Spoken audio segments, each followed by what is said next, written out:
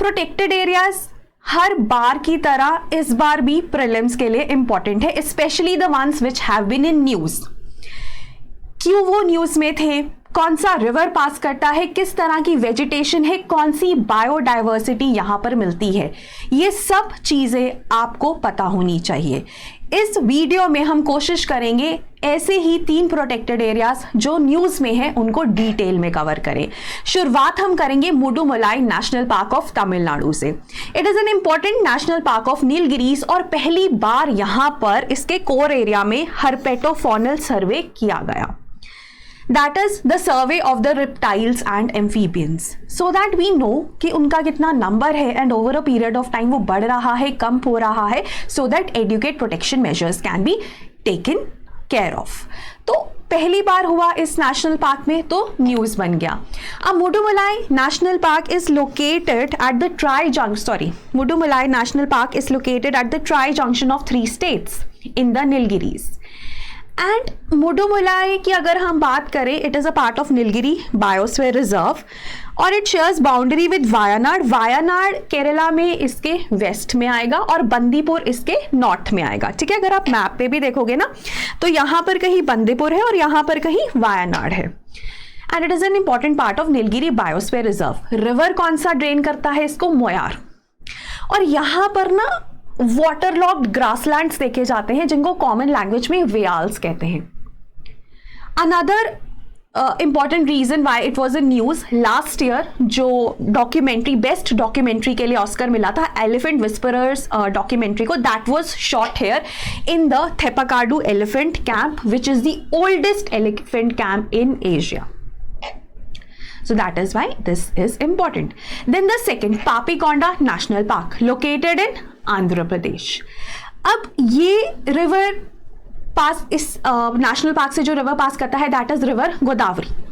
और इस national park में ना बहुत ज़्यादा बारिश रहती है तो बहुत सारे रिवुलेट्स स्ट्रीम्स ओरिजिनेट होते हैं eventually draining into the river Godavari.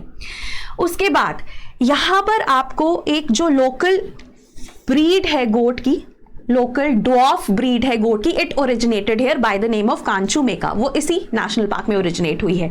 यहां पर एक पेड़ मिलता है इंडियन लॉरल ट्री जिसकी बाक में पानी स्टोर किया जाता है, ये हमें बताया कोंडा रेड्डी ट्राइब में which is a PVTG।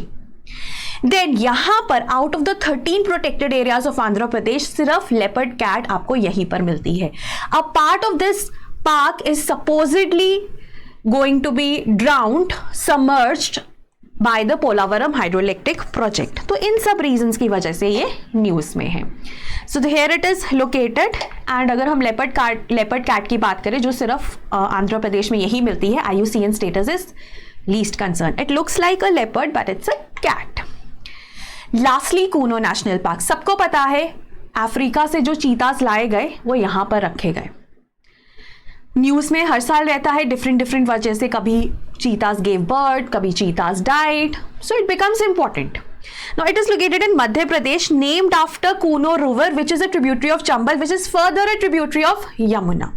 Vindhyan hills के साथ ही एसोसिएटेड है। एंड यहां पर ना एक पेड़ मिलता है खरदाई ट्री, खरदाई काठियार पेड़ मिलते हैं। खरदाई ट्री की बात खासियत क्या है कि मॉनसून से आने से पहले ही ना ये ग्रीन हो जाती है by absorbing just the humidity. So वो एक इंपॉर्टेंट चीज है जो जिसके साथ हम इसको एसोसिएट करते हैं।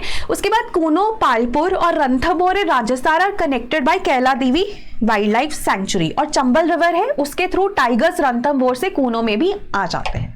So that is why this is important. This is Kuno, Palpur, यहीं पे कहीं पे कैला देवी है और राजस्थान में रणथंभौर है, तो वो पूरा पैसेज बनता है। So that was regarding the 3 protected areas. ऐसे अगर आप और प्रोटेक्टेड एरियाज के बारे में जानना चाहते हैं, आप हमारा रैपिड रिवीजन कोर्स ज्वाइन कर सकते हैं। सिर्फ मैप रिलेटेड चीजें करना चाहते हैं तो आप हमारा you can join our maps course. And अगर आप सिर्फ इन्वायरमेंट पे फोकस करना चाहते हैं तो हमारा इन्वायरमेंट का क्रैश कोर्स भी आप ज्वाइन कर सकते हैं जो कि इस टाइम पे काफी हैवी डिस्काउंट पे अवेलेबल है। So that was all from my side. Thank you so much, have a nice